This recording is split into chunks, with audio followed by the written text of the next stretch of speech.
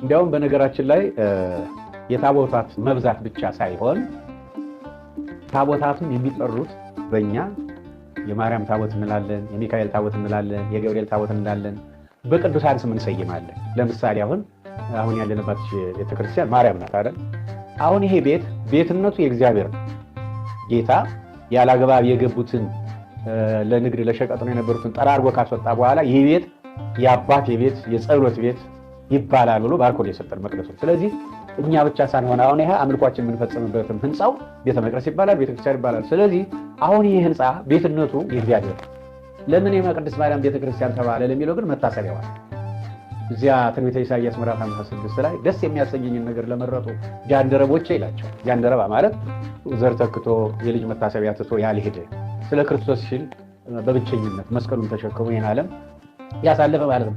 ከሴቶች ልጆችና ከወንዶች ልጆች ይልቃል የሚበልጥ መታሰቢያቸውን በቤቴ ያደርጋል። በቤቴና በቅጥሬ መታሰቢያቸውን እና መታሰቢያቸው ነው ማለት ነው። የማርያም የገብርኤል የጊዮርጊስ የተክለ ሃይማኖት የምን ብንል የቅዱሳኑ መታሰቢያቸው ነው። ታዲያ በምን ይታሰቡ? ይኸው ቀርቶ በክርስትና ስማቸው አሁን ያንተ ክርስትና ስም ማለት ገብረ ሥላሴ አንተ ያው በተጠመቅበት በሥላሴ ስም ነው።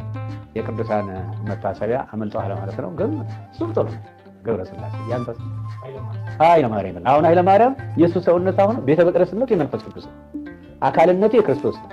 የሁላችን ራስ ኢየሱስ ክርስቶስ ነው። እኔም አንተም ሁላችን የእሱ አካሎች ነው፣ የእሱ የአካል ብልቶች ነው። እና አሁን የተጠመቀው በአብ በወልድ በመንፈስ ቅዱስ ነው። ልክ ተጠምቆ ሲወጣ የመንፈስ ቅዱስ ቤተ መቅደስ ሆኗል፣ የእግዚአብሔር ቤት ሆኗል። ልክ የእግዚአብሔር ቤት በወደባት ቅጽበት ወዲያውኑ ድንግል ማርያም እንድትታሰብ ኃይለ ማርያም ተባለ ማለት ነው። እና የህንፃዎች ታቦታቱ እንደዚህ ነው። አሁን ታቦታቱ ዓላማቸው የሥጋው ደሙ የክብሩ ዙፋን መሆን ነው። በላዩ ላይ የተጻፈው የምንሰግድለት ጉልበቱን ሊንበረከክለት የተባለው የኢየሱስ ክርስቶስ ስም ነው። ግን የማርያም ታቦት፣ የጊዮርጊስ ታቦት፣ የገብርኤል ምንለው የቅዱሳንን ስም ከጠራን መታሰቢያቸው ነው።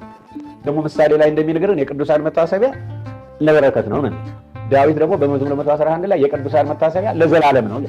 በቃሉ መሰረት ነው መታሰቢያቸው እየተደረገላቸው ያለው ማለት ነው።